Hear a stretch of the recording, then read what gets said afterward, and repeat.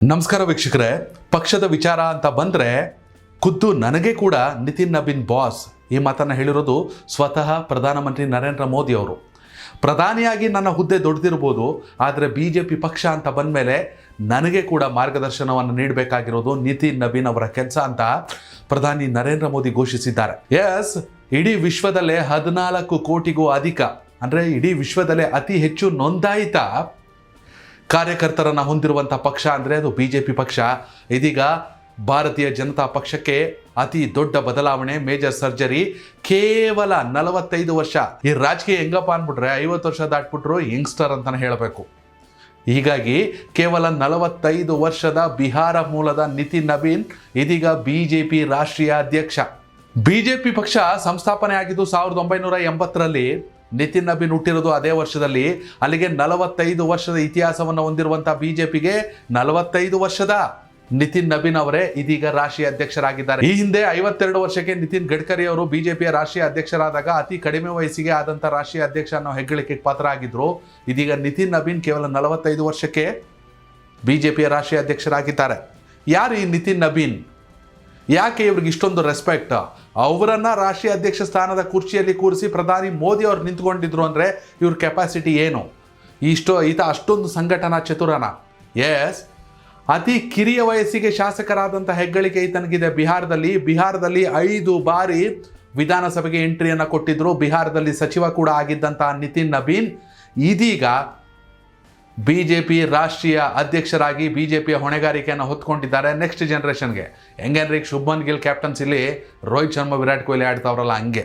ಈಗ ನರೇಂದ್ರ ಮೋದಿ ಆಗಿರ್ಬೋದು, ಅಮಿತ್ ಶಾ ಆಗಿರ್ಬೋದು, ರಾಜನಾಥ್ ಸಿಂಗ್ ಆಗಿರ್ಬೋದು, ಯಾರು ಬೇಕಾದ್ರೆ ಆಗಿರ್ಬೋದು, ನಿತಿನ್ ನಬೀನ್ ಪಕ್ಷದ ವಿಚಾರದಲ್ಲಿ ತೆಗೆದುಕೊಳ್ಳೋ ನಿರ್ಧಾರಕ್ಕೆ ಬದ್ಧವಾಗಿ ಸಾಗಲೇಬೇಕು. 5 ಬಾರಿ ಚುನಾವಣೆಯನ್ನು ಗೆದ್ದಿರುವಂಥ ಈತ ನಿತಿನ್ ನಬೀನ್ ಇದೀಗ ಇಡೀ ದೇಶದಲ್ಲಿ BJPಯನ್ನು ಮತ್ತೊಂದು ಲೆವೆಲ್ಗೆ, ಮತ್ತೊಂದು ಸ್ತರಕ್ಕೆ ಕೊಂಡೊಯ್ಯುವಂಥ ಜವಾಬ್ದಾರಿಯನ್ನು ಹೊಂದಿದ್ದಾರೆ. ಸಂಘಟನಾ ಚತುರ ಅನ್ನೋದ್ರಲ್ಲಿ ಎರಡನೇ ಮಾತಿಲ್ಲ. ಆಮೇಲೆ ಇದು ಪಕ್ಕ ನರೇಂದ್ರ ಮೋದಿ ಅವರ ಪಿಕ್. ಅವರೇ ಸ್ವತಃ ಇಂಟ್ರೆಸ್ಟನ್ನು ತಗೊಂಡು ನಿತಿನ್ ನಬೀನ್ ಅವರನ್ನು ರಾಷ್ಟ್ರೀಯ ಅಧ್ಯಕ್ಷ ಸ್ಥಾನಕ್ಕೆ ಆಯ್ಕೆ ಮಾಡಿರೋದು. ಈತನ ಮುಂದೆ ಕೂಡ ಇದೀಗ ಸಾಕಷ್ಟು ಸವಾಲುಗಳಿವೆ. ಮುಂಬರುವ ಪಂಚರಾಜ್ಯ ಚುನಾವಣೆ ನಿತಿನ್ ನಬೀನ್ಗೆ ಇರುವಂಥ ಅತಿ ದೊಡ್ಡ ಸವಾಲು. ಈಗ ನೆಕ್ಸ್ಟ್ ಏನು 5 ಸ್ಟೇಟ್ ಎಲೆಕ್ಷನ್ ನಡೆಯುತ್ತೆ, 5 ಸ್ಟೇಟಲ್ಲಿ BJP ಇಲ್ಲಿವರೆಗೂ ಗೆದ್ದೇ ಇಲ್ಲ.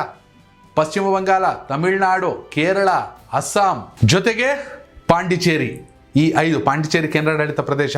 ಒಟ್ಟು ಈ ಪಂಚರಾಜ್ಯಗಳ ಚುನಾವಣೆಯಲ್ಲಿ ನಿತಿನ್ ನಬೀನ್ ಇದೀಗ ಕಮಲವನ್ನು ಅರಳಿಸೋ ಪ್ರಯತ್ನವನ್ನು ಮಾಡಬೇಕು. ಅದು ಮಿತ್ರ ಪಕ್ಷಗಳೊಂದಿಗೆ ಹೊಂದಾಣಿಕೆಯನ್ನು ಮಾಡಿಕೊಂಡು. ನಿತಿನ್ ನಬೀನ್ ಮುಂದೆ ಇರುವಂಥ ಅತಿ ದೊಡ್ಡ ಸವಾಲು, ಆದರೆ ಅಷ್ಟೇ ಚಾಲೆಂಜಿಂಗ್. ಯಾಕೆಂದರೆ ಕಷ್ಟ ಈ 5 ರಾಜ್ಯಗಳಲ್ಲಿ BJPಯನ್ನು ಅರಳಿಸೋದು.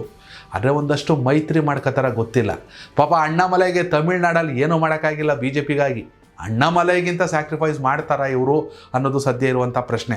ಅಣ್ಣಾಮಲೈಗೆ ಏನಾದ್ರು BJP ರಾಷ್ಟ್ರೀಯ ಅಧ್ಯಕ್ಷ ಸ್ಥಾನ ಕೊಟ್ಬಿಟ್ಟಿದ್ರೆ ಕದರೇ ಬೇರೆ. ಆದರೆ ನಿತಿನ್ ನಬೀನ್ ದಕ್ಷಿಣ ಭಾರತೀಯರಿಗೆ ಅಷ್ಟಾಗಿ ಚಿರಪರಿಚಿತರಲ್ಲ. ಹೀಗಾಗಿ ಅವ್ರು ಏನು ಮಾಡ್ತಾರೆ ಏನು ಅಂತ. ಮತ್ತು ನಿತಿನ್ ನಬೀನ್ಗೆ ಕೂಡ Z ಶ್ರೇಣಿಯ ಭದ್ರತೆಯನ್ನು ಒದಗಿಸಲಾಗಿದೆ. ಕೇಂದ್ರ ಮೀಸಲು ಪಡೆಯ ಸುಮಾರು 22 ಸಿಬ್ಬಂದಿ ದಿನದ 24 ಗಂಟೆಯೂ ನಿತಿನ್ ನಬೀನ್ ಅವರಿಗೆ ಭದ್ರತೆಯನ್ನು ನೀಡಬೇಕಾದಂಥ ಜವಾಬ್ದಾರಿಯನ್ನು ಹೊತ್ತಿದ್ದಾರೆ. ಒಟ್ಟಿನಲ್ಲಿ most powerful man in BJP ನಾವು ನಿತಿನ್ ನಬೀನ್, 45 ವರ್ಷದ BJPಯ ರಾಷ್ಟ್ರೀಯ ಅಧ್ಯಕ್ಷರು. ನಿತಿನ್ ನಬೀನ್ ಅವರ ಕಾರ್ಯವೈಖರಿ ಬಗ್ಗೆ, BJPಯ 12ನೇ ರಾಷ್ಟ್ರೀಯ ಅಧ್ಯಕ್ಷನ ಮುಂದಿರೋ ಸವಾಲು ಬಗ್ಗೆ ದಯವಿಟ್ಟು ಕಾಮೆಂಟ್ ಮೂಲಕ ತಿಳಿಸಿ. ಧನ್ಯವಾದಗಳು. ಕನೆಕ್ಟ್ ಕರ್ನಾಟಕ, ಇದು ನಿಮ್ಮ ನೆಟ್ವರ್ಕ್.